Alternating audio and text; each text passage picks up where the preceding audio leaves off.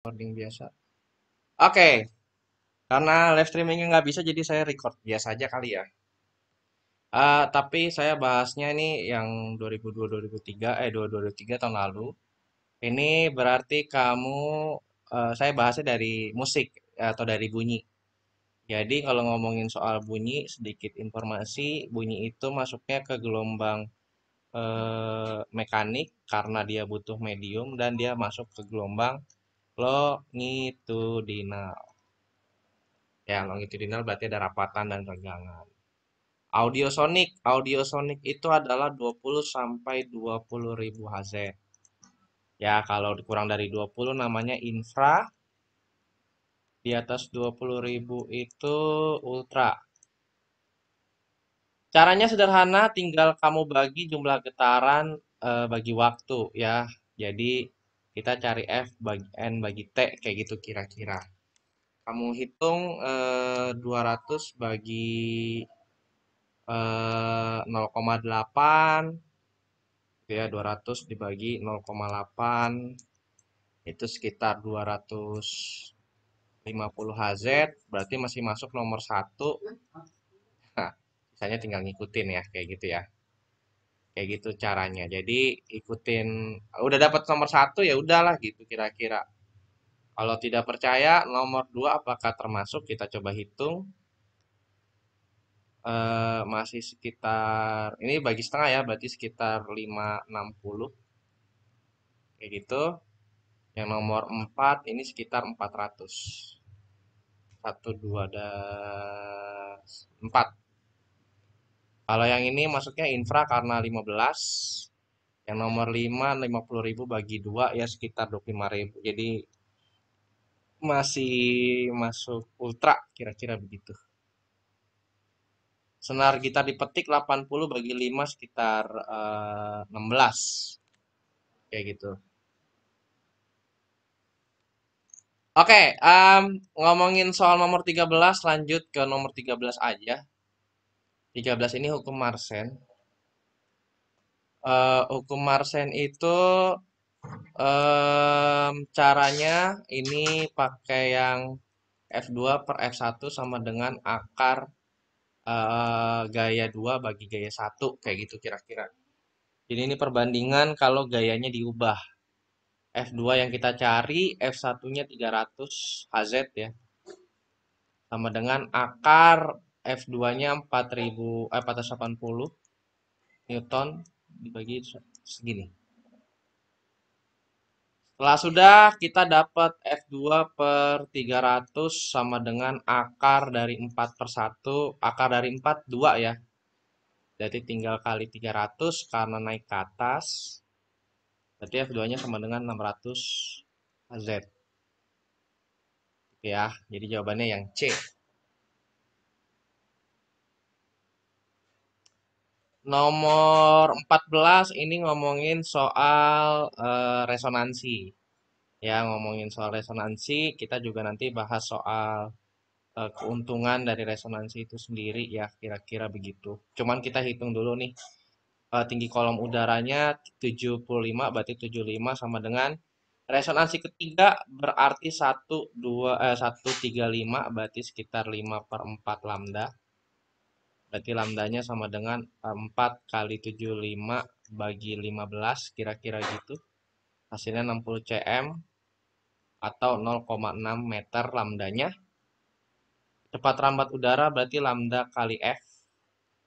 Lambdanya dapat 6 per 10. Kalau mau dibikin apa meter. Frekuensinya 550. Kita kali kira-kira begitu.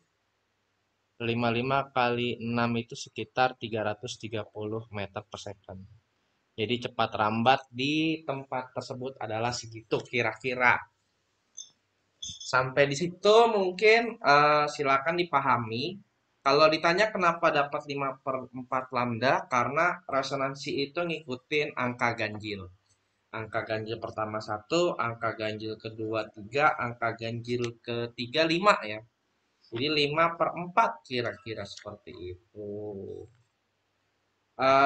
Terus paling kalau misalnya teori selain itu nanti ya kita ngomongin soal manfaat dan juga kerugian ya. Kalau ngomongin soal teorinya, kalau manfaat yang kita tahu itu ada di telinga, ngomongin soal pendengaran. Kedua ngomongin soal alat musik. Ngomongin soal alat musik itu berarti harmonisasi ya, ngomongin soal suaranya. Kalau sama berarti dia akan beresonansi. Ketiga ngomongin soal rongga mulut katak. Nah, bisa bebek-bebek lah kira-kira begitulah ya. Jadi bisa bersuara kira-kira begitu. Tapi ada kerugiannya. Yang pertama ngomongin soal mesin pesawat. Jadi ngomongin soal mesin pesawat ini akan membuat kaca rumah pecah.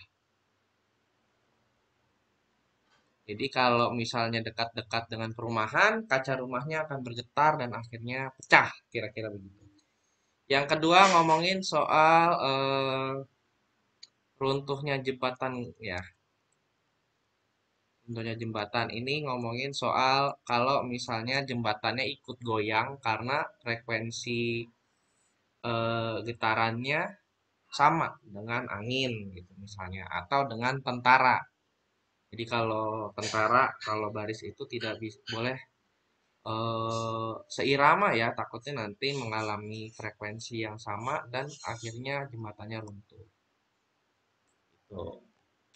Nomor 15, kilat terlihat di langit dan kemudian bunyi. Artinya apa? Cahaya merambat lebih cepat dibanding suara. Kalau cahaya itu kecepatannya 3 kali 10 pangkat 8, suara itu tidak sampai ya. Bahkan at least cuma 330 ya kalau di udara, 330 meter per second kalau di udara. Perbandingannya cukup jauh. Seperti itu ya guys, ini ngomongin soal bunyi. Kita lanjut lagi, ini tadi sudah manfaat dan kerugian. Nah, ini ngomongin soal cermin. Ngomongin soal pembentukan cermin, pembentukan bayangan pada cermin, ini cermin datar ya. Yang betul adalah gambar 3 dan gambar 4. Kenapa? Karena arah datangnya sama nih, satu satu ya, arah pantulnya juga sama. Jadi gambar 3 betul. Gambar satu kenapa salah? Karena harusnya kalau bentuknya begini, ini akan balik lagi. Jadi kalau misalnya dia ketemu cermin, ini cerminnya ya, dia akan balik lagi. Ini tidak balik lagi, salah. Sementara kalau yang ini arahnya berbeda ya. Nanti kalian lihat sendiri. Jadi jawabannya 3 dan 4. Gitu. Jangan lupa sifat bayangan ya. Kayaknya di PH harusnya kemarin kalau ini keluar ya. Maya, tegak, sama besar. Kan nggak mungkin ya kalian ngaca di cermin datar terus badan kalian lebih kecil atau lebih besar gitu kan nggak mungkin. Kayak gitu. Maya tegak. Maya itu karena lihat kalau di sini ada garis putus-putus. Kalau tegak, ingat kalau kalian ngaca di cermin datar, nggak mungkin kepala kalian akan jadi di bawah kan. Misalnya ini kepalanya di sini ya kepala di sini juga. Itulah kira-kira. Terus kalau kalian tingginya misalnya 150 cm nih, cermin yang dibutuhkan berapa? Minimal ya, berarti 150 dibagi 2, berarti 75 cm. Kalau saya 175 ya, bagi 2 ya sekitar 87,5 cm. Itu tinggi cermin minimal. Dua buah cermin datar membentuk sudut 90, berarti rumusnya adalah 390 derajat per theta kurang 1. Kenapa kurang 1? Karena satunya dipakai buat tempat si benda. 90 kurang 1 berarti sekitar 4 ya kalau dibagi. Itu 4 kurang 1 sekitar 3 bayangan. Gitu. Nanti kalau mau diubah-ubah jadi berapa, mau minta bayangan berapa. Misalnya bayangannya mau mau 4 gitu ya. Ini kan 5 nih. Ini kan 3. Mau jadi 4 berarti 390 kurang theta kurang 1 sama dengan 4 gitu ya. Pindah dulu nih min satunya jadi 5. 360 bagi theta. Berarti tetanya sama dengan 360 bagi 5, 72 derajat. Jadi yang tadinya 90, terus sekarang jadi 75. Ya, selisihnya kira-kira 18 lah ya. Kalau mau ngubah berarti sekitar 18 derajat. Itu paling ya, terus apa lagi? Ah, ini cermin cekung yang satu dan yang tiga. Kalau 2 dan 4 ini masuknya cembung ya guys. Kayak gitu. Berarti 3 dan 4. Ini soal-soal tahun lalu ya. Terus, nah ini dia. Cermin cekung yang benar itu sejajar ngelewatin fokus. Berarti nomor 3 betul. Ini salah ya, bukan melewati titik P. Ini juga sama. Melewati fokus sejajar sumbu utama. Jadi dia datang ke fokus sejajar sumbu utama. Jadi yang betul 1 dan 3 ya tahun lalu ya. Silahkan dicek lagi soalnya. Fokusnya 10, objeknya 30. Depan cermin yang nggak mungkin di belakang lah Pak. Gitu kan. Rumusnya hampir di setiap cermin, lensa, dan alat optik sama. 1/F sama dengan 1/SO ditambah 1/SI. SO adalah benda, SI adalah bayangan. Berarti 1/10 sama dengan 1/SO-nya 30 ditambah 1/SI gitu ya. Berarti 1/SI-nya ditukar nih 1/10-nya, 1/30-nya jadi min ya. Jadi 30, 3 kurang 1. Berarti 2/30. Balikin. Jangan lupa. Berarti 30 bagi 2, 15. Kalau positif, dia ada di depan cermin. Kemungkinan dia ada di ruang 2. Kalau ini ruang 3, berarti bayangannya ada di ruang 2. Intinya kalau bendanya di ruang 1, bayangannya ada di ruang 4 atau maya. Kalau bendanya di ruang 2 nih, maka dia 3. Kalau kayak gini, ini di ruang 3, berarti ada di ruang 2. Aja. Ini bayangan ya. Kalau fokus dia nggak ada, kalau di titik M atau di titik P dia sama. Benda 3 cm dan jarak fokusnya 4. Ingat, ini berarti kalau fokusnya di sini, bendanya ada di sini ya. Berarti di ruang. Kalau di ruang 1, maka bayangannya ada di ruang 4. Sifatnya adalah maya tegap diperbesar. Kalau mau cara hitungan sebenarnya gampang. 1/4 sama dengan 1/3 ditambah 1/SI. Kira-kira begitu. Pindah ruas 1/4 dikurang 1/3 sama dengan 1/SI. Jadi buat teman-teman yang nggak mau ngapalin, silakan dihitung ya. 12, 3 kurang 4, min 1/SI, 12 maksud saya, jadi 12 per min 1, jadi min 12 cm. Minus menyatakan, kalau minus berarti dia maya dan tegak. Terus kita lihat, 12 sama 3 besaran 12. SI lebih besar dari SO. Walaupun dia minus, minus ini hanya menandakan posisi. Jadi lebih besar, maka diperbesar. Seperti itu. Kalau di depan cermin cembung, dia pasti bayangannya ada di belakang ya guys. Jarak fokusnya minus, berarti 1/15 dikurang 1/30 sama dengan 1/SI. Kenapa dikurang? Karena tadi ya pindah ruas jadi negatif. 30 min 2 min 1 jadinya min 3/30. 30 bagi min 3 hasilnya min 10. Di belakang cermin. Kalau ini di depan cermin cembung sifatnya cuma satu. Maya tegak diperkecil. Contohnya tadi spion. Sifatnya cuma satu. Cuma satu.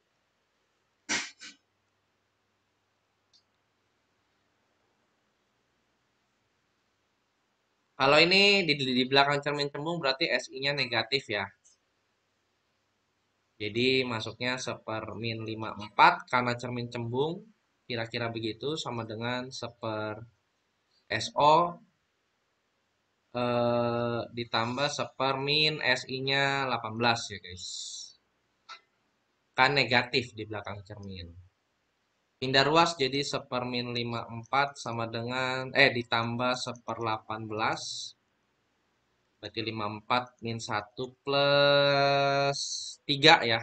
Kalau 54 bagi 18 kali 1 jadi 2 per 54, 54 per 2 hasilnya 27 cm. Jadi jarak bendanya di seperti itu ya guys. Terus ngomongin soal pembiasan, pembiasan kolam terlihat dangkal, kejadian pelangi itu masuk. Kalau ruangan akan terang ini cahaya itu diteruskan ke segala arah. Kalau bayangan mobil ini termasuk pemantulan. Nah, ngomongin soal kolam terlihat dangkal, kok bisa begitu? Misalnya gini ya. Misalnya ada kolam nih 4 meter. Kamu ngelihat dari atas. N itu indeks bias ya, indeks biasnya 4/3. Pertanyaannya H-nya berapa? H yang kelihatan ya, H aksen. Tinggal H dibagi sama N. Jadi 4 meter dibagi sama 4/3, tinggal dibalik gitu ya, 3 meter. Jadi kolam renang yang 4 meter kesungguhannya, kamu cuman kelihatan 3 meter. Itu sih. Jadi kelihatannya lebih cetek, padahal kalau kamu nyelam, buset dalamnya bikin pusing kepala. Kayak gitu. Nomor 27 ya, indeks bias kaca itu gimana nyari indeks bias? C dibagi V. Jadi kalau indeks bias kaca, C itu sekitar 3 kali 10 pangkat 8. Ya, ini MC delta T, berarti C-nya 3 kali 10 pangkat 8. V-nya kalau kaca, lihat, kaca itu 2 ya. 2 kali 10 pangkat 8. Tinggal coret ya guys. 3 per 2 berarti sekitar 1,5 atau 3 per 2. Udah dapat nih. Cuman kalau mau ngecek yang air ya udah berarti 3 dibagi 2,25. Ini dibagi 0,75, dibagi 0,75 berarti 4/3. Kira-kira gitu hitungnya. Kalau misalnya kamu nggak mau ngitung koma ya udah berarti bikin 300 per 225 dikali 100. Sama aja nanti hasilnya 4/3. Itu ngomongin soal indeks biasa guys. Nah, di depan lensa cembung berarti kita tarik garis aja kali ya guys. Tinggal garis gini, set gitu ya ke sini. Dipantulinnya ke fokus ya guys. Nah, kayak gini. Sama satu lagi dia ngelewatin tengah. Nah, udah gitu aja. Berarti bayangannya ada di mana nih? Bayangannya ada di sini nih, di ruang 2. Ini kan? Sini kan? Salah itu ya. Tapi letaknya di situ. Jadi yang pertama sejajar dipantulin ke F2. Satu lagi ke sini, ke si siapa namanya? Ke titik titik pusatnya nih. Kalau titik pusatnya oh berarti lewat. Dapat deh. Apakah boleh digambar? Saya tidak tahu kalau besok boleh dicoret-coret enggak ya. Sebuah benda di depan lensa cembung 12 berarti ini SO-nya memiliki fokus 36. Bayangan yang dibentuk kira-kira berapa? Ya udah, lensa cembung adalah lensa positif, berarti fokusnya positif. Lensa cekung negatif. Fokusnya berarti seper F sama dengan seper SO ditambah seper SI. Seper 36 berarti positif ya guys. 12 tambah seper SI. Masuk sini aja kali ya. Seper SI sama dengan seper 36 dikurang seper 12. 1 kurang 3 berarti min 2/36. Balik 36 per min 2. Berarti sekitar min 18. Nah, Ini yang membedakan lensa. Kalau negatif itu ada di depan lensa. Kayak gitu. Hati-hati. Kalau minus itu ada di depan lensa. Jadi kalau posisi berarti dia ada di belakang ya. Kayak gitu. Bukan di sini. Ini di belakang lensa. 18 di depan lensa. Hati-hati. Kalau ini lensa cekung sifatnya satu doang pembentukan bayangannya. Maya tegak diperkecil. Cuma satu.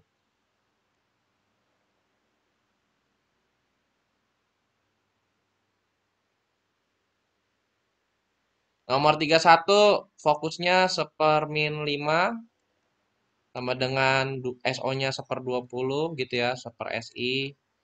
Pindah seper-min 5 sama dikurang sorry seper 20.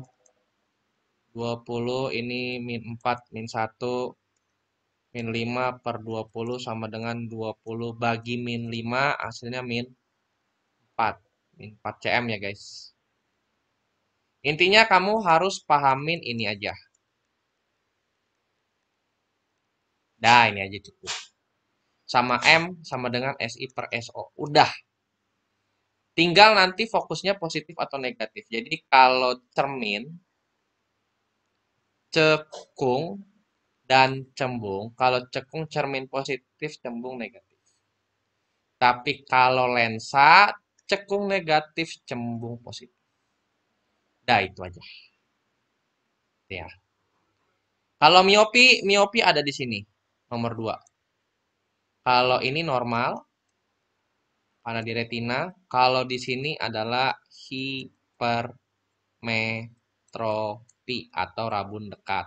Kalau miopi, rabun jauh ya. Kalau miopi kacamatanya minus, kalau hipermetropi kacamatanya plus. Ini ngomongin soal loop. Titik dekat mata Budi adalah 25, jarak fokus adalah 5. Kalau mata berakomodasi tinggal titik dekat ya, saya kasih TD aja dibagi sama F. Titik dekatnya 25 bagi 5 sama dengan 5. Kalau tidak sorry, kalau ini akomodasi ya, berarti tambah 1. 5 tambah 1, 6. Kalau berakomodasi. Kalau tidak berakomodasi, tinggal TD bagi F. Berarti 25 bagi 5. Jadi kalau berakomodasi 6, tidak berakomodasi 5. Itu ngomongin soal loop. Sama satu lagi, kalau mata tidak berakomodasi, itu letak bendanya SO-nya sama dengan F. Sementara kalau berakomodasi, SO-nya antara lensa dan F. Jadi ada di tengah-tengah. Begitu kira-kira. Kalau ini jelas, ini sebenarnya di pelajaran biologi sudah dapat kalian ya. Okuler yang 4, objektif yang 5. Jangan lupa sifat bayangan dari masing-masing si lensa. Itu hasil akhirnya pasti di okuler ya. Kayak gitu kira-kira. Kalau ngomongin soal mikroskop ya guys. Kayak gitu kira-kira. Terus kalau pembentukan, sebenarnya kalau perbesaran, M di mikroskop itu cuman MOB kali MOK. Kalau MOK itu SN per F. Kalau tidak akomodasi.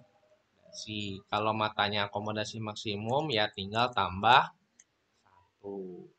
Tapi kalau MOB pakai yang sama kayak di cermin atau lensa. S aksen dibagi SO. Kalau misalnya dikasih tahu apa namanya? Fokusnya doang, berarti kamu cari F aksen OB-nya dulu. Udah SO ini adalah jarak benda di objektif ya, jarak benda di objektif. Ini fokusnya, fokus objektif. Karena lensa ada dua tadi ya. F aksen OB adalah bayangan. Bayangan.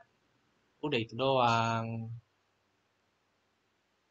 Nah, ini yang titik dekat mata 40. Dia mau lihat dengan jelas di 25. Caranya adalah 100 per 25, 25 yang ini, dikurang 100 per 40. 40 adalah titik dekat mata awal. Ini jadi 4 dikurang 2,5 ya guys. Jadi 1,5 dioptri. Positif karena dia hipermetropi. Bagaimana kalau miopi? Kalau miopi misalnya ada orang nih, dia paling jauh ngelihatnya 40 cm ya. Paling jauh. Paling jauh. Dia mau lihat lebih jauh lagi. Pertanyaannya, kacamata apa yang digunakan?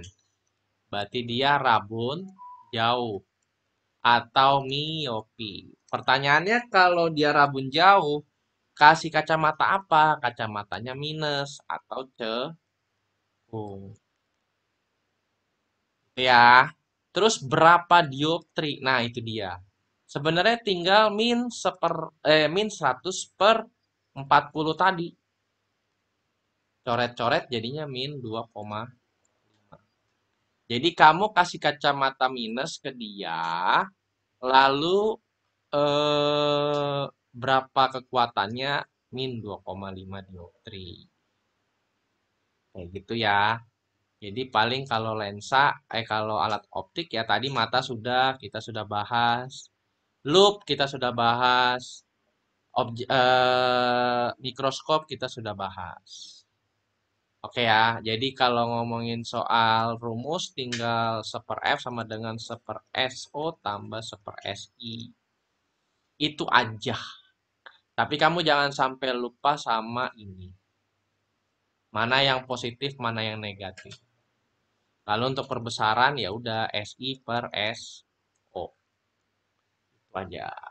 Kalau mau ngapalin gimana kalau SI negatif, SI positif, kalau negatif dia maya dan tegak.